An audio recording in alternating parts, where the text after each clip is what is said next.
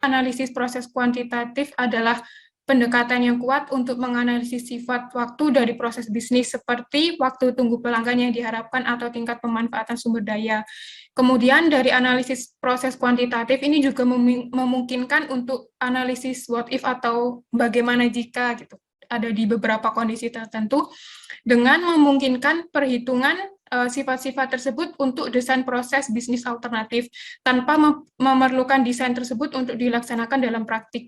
Jadi pentingnya analisis proses kuantitatif tadi ya untuk benar-benar memperhitungkan kira-kira waktu layanan yang kita butuhkan itu berapa, kemudian resource yang kita miliki itu harusnya berapa, kemudian juga kita bisa mengukur perkiraan load dari pekerjaan atau beban karyawannya untuk melayani atau memproduksi suatu jasa atau barang. Kemudian juga untuk melakukan analisis what if atau bagaimana jika, karena yang namanya proses berjalannya bisnis itu kan tidak sesuai ekspektasi kita di awal aja ya, tetapi ada beberapa kemungkinan-kemungkinan yang pasti akan terjadi di luar dugaan kita. Nah, di analisis proses kuantitatif hal seperti ini juga dipertimbangkan. Dan nanti akan banyak rumus-rumus, tetapi mohon maaf saya ini ya, karena keterbatasan waktu tidak bisa mempraktikkan secara mendetail, nanti Bapak Ibu bisa mempelajarinya lebih lanjut. Dan kalau kita membicarakan manajemen proses bisnis, itu kan ada beberapa proses. Contohnya ada proses identification, kemudian proses discovery, ini di materi-materi kemarin sudah kita bahas. Dan untuk materi yang ketujuh, kalau di buku Dumas itu, materi saya ini itu ada masuk ke proses analisis, di mana nanti kita akan menganalisis dari berjalannya bisnis kita, yang tadi kita bisa pakai as is proses model juga. Kemudian kita juga bisa menemukan insight gitu ya, atau pandangan-pandangan terkait kelemahan dari proses bisnis kita ternyata apa sih, kemudian impact-nya apa. Nah, kalau sudah kita ketahui impact-nya, nanti juga akan bisa kita cari gitu, kira-kira bagaimana penyelesaiannya. Yang pertama itu terkait analisis aliran. Jadi analisis aliran ini adalah sekelompok teknik-teknik untuk mengestimasi performa keseluruhan dari proses berdasarkan pengetahuan tentang performa dari tugas-tugasnya. Nah, ini pendefinisian terkait analisis aliran, dan di analisis aliran ini ada beberapa elemen gitu ya. Pertama itu adalah terkait waktu pemrosesan digabungkan dengan waktu menunggu. Jadi inilah analisis aliran. Waktu pemrosesan itu maksudnya apa? Yaitu waktu yang dipakai untuk aktivitas yang menambah nilai. Jadi proses istilahnya proses produksinya seperti itu. Kemudian waktu menunggu. Nah, dalam menjalankan bisnis kan kita tidak hanya fokus ke proses memproduksi atau proses melayani, atau di sini disebutnya sebagai aktivitas yang menambah nilai gitu. Tetapi kita juga harus mempertimbangkan waktu tunggu atau waktu menunggu, yang artinya yaitu waktu yang dipakai untuk aktivitas tidak menambah nilai. Jadi antara waktu yang menambah nilai dan waktu yang tidak menambah nilai.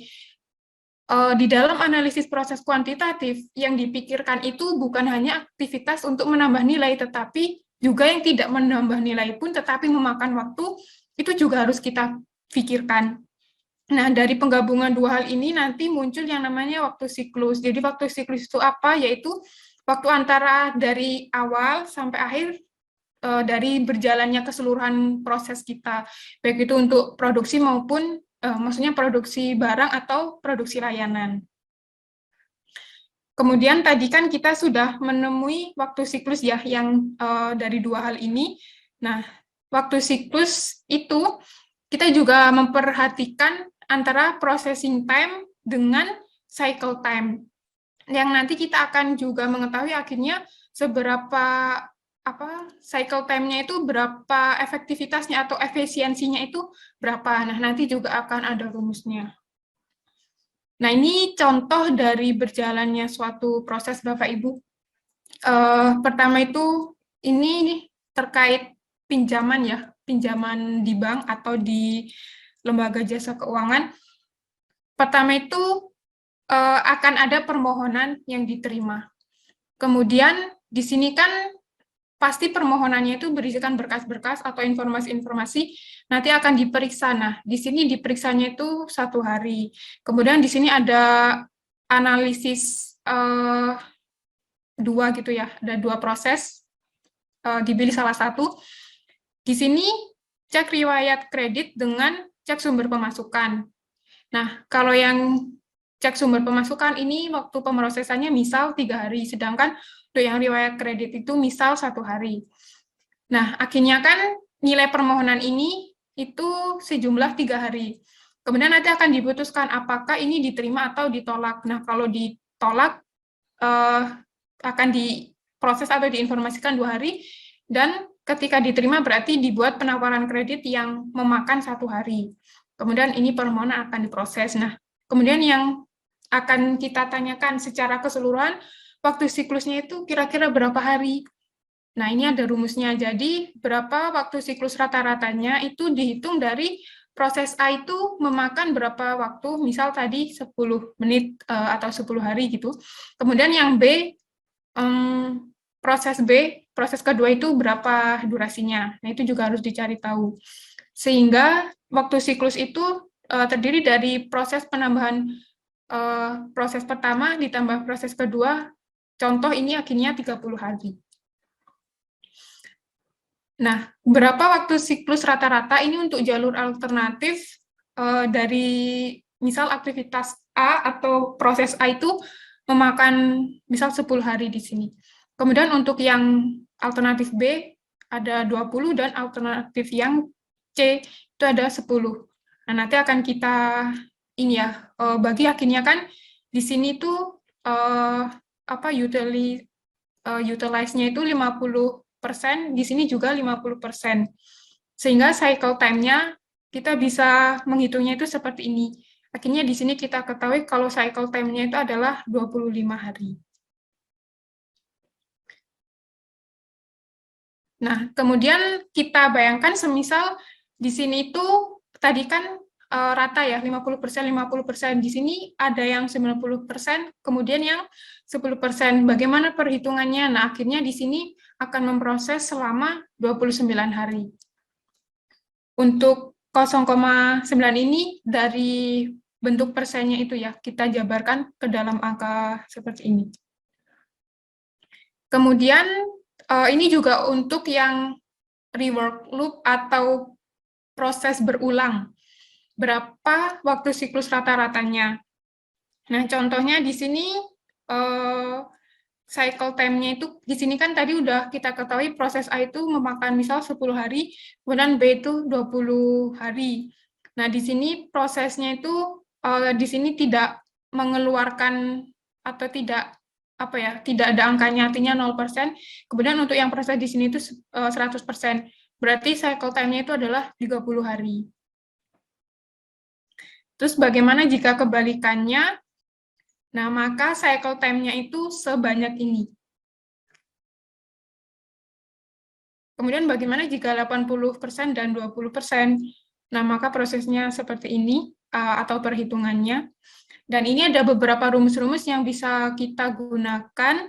Dan saya kemarin melihat di YouTube, sepertinya ya, kalau di Bizaji itu ada proses penambahan waktu atau durasi setiap prosesnya. Sehingga ketika kita run, itu sudah akan terautomate menghitung. Nanti ada hasil analisisnya juga, nanti akan ada video yang saya tunjukkan, sehingga mungkin untuk beberapa rumus-rumus ini tidak perlu kita repotkan, seperti itu. Nah, ini ada beberapa contoh lagi ya. Di sini ada permohonan diterima, kemudian permohonan tidak lengkap, terus periksa kelengkapan yang di sini tuh ada 1 hari. Ini kalau proses yang akhirnya kita rangkum seperti itu, di sini akan ada angka-angka yang akhirnya sudah kita dapatkan dan kita tentukan, kemudian yang akan kita analisis atau kita hitung ya waktu yang sudah kita rangkum dari aktivitas ini. Akhirnya cycle time-nya ini kita bisa lihat 8,65 hari. Nah, ini adalah perhitungan yang kita kira-kirakan atau yang real terjadi gitu. Dan ini juga bisa kita bayangkan sebagai proses yang kita kira-kira atau yang kita akhirnya itu jadi secara real di lapangan. Nah, ini kita hitung. Waktu pemrosesannya itu berbeda ya. Sebenarnya kan ini prosesnya sama Bapak Ibu. Antara yang slide ini dengan yang ini tuh gambar di sini itu sama, tetapi ada beberapa perhitungan yang berbeda. Nah, kalau tadi itu 8,65 jam, di sini 8,9 jam. Sehingga di sini perlu kita hitung waktu siklus efisiensinya itu ternyata 12,9%. Nah, ini menjadi data yang bisa menjadi modal gitu bagi perusahaan kita untuk nanti melihat kira-kira bagaimana sih berjalannya bisnis kita. Kemudian kalau perlu improvement, nah ini bisa kita jadikan modal data seperti itu. Kemudian mungkin kita akan bertanya-tanya, analisis aliran itu dapat diterapkan untuk menghitung apa saja. Jadi ada untuk dua hal. Pertama, untuk biaya rata-rata contoh proses dengan asumsi kita mengetahui biaya setiap aktivitas. Jadi kan per proses tadi itu ada perhitungan biayanya. Misal ketika tadi kasusnya itu kredit, langkah pertama tadi ketika kita sudah menerima pengajuan kredit, di sana kita akan mengecek riwayat kredit mereka dan nominal di rekening, misal seperti itu. Nah, proses itu kan tidak yang mengeluarkan nol biaya, tetapi di sana ada biaya. Nah, itu harus kita ketahui. Dan ini juga ada sangkut pautnya dengan analisis aliran. Kemudian yang kedua, berapa kali rata-rata setiap aktivitas itu dijalankan. Jadi dapat digunakan untuk menghitung beban unit dari setiap tugas, kemudian pemanfaatan sumber daya dari setiap kumpulan sumber daya, dan kapasitas teoritis dari proses sebagaimana adanya atau as is. Kemudian analisis aliran ini juga memiliki keterbatasan, yaitu tidak semua model itu terstruktur, kemudian kapasitas dengan laju kedatangan tetap. Jadi kan kalau yang analisis aliran ini kita perspektifkan kapasitas dengan laju kedatangannya itu tetap. Nah, sedangkan bagaimana kalau tidak tetap? Nah, itu mungkin akan agak ini ya sulit gitu untuk kita gunakan analisis aliran ini. Sehingga kalau memang proses bisnis kita itu ini ya memerlukan yang model terstruktur, kemudian memerlukan yang model laju kedatangannya itu misal tidak tetap, nah kita bisa memakai bentuk analisis yang dua lainnya, yang nanti juga akan saya bahas. Seperti itu. Dan untuk mengetahui ini ya, kurangnya tadi itu, kita juga keterkaitannya ini sama utilisasi sumber daya, atau resource utilization ini. Jadi laju kedatangan terkait dengan proses stokastik, untuk memahaminya kita itu perlu memahami utilisasi sumber daya. Nah, bagaimana perhitungannya, yaitu time spent per resource on process work kita bagi sama ketersediaan waktu gitu per resource for process work. Nah, kita hitung rata-ratanya itu, semisal di sini utilisasi sumber daya itu 60% di sini. Kemudian rata-rata 40% sumber daya yang tersedia itu menganggur kan pada waktu yang dialokasikan. Nah, yang menganggur ini mau kita apakan? Nah, itu bisa terkait dengan utilisasi sumber daya. Kemudian utilisasi sumber daya dengan waktu menunggu.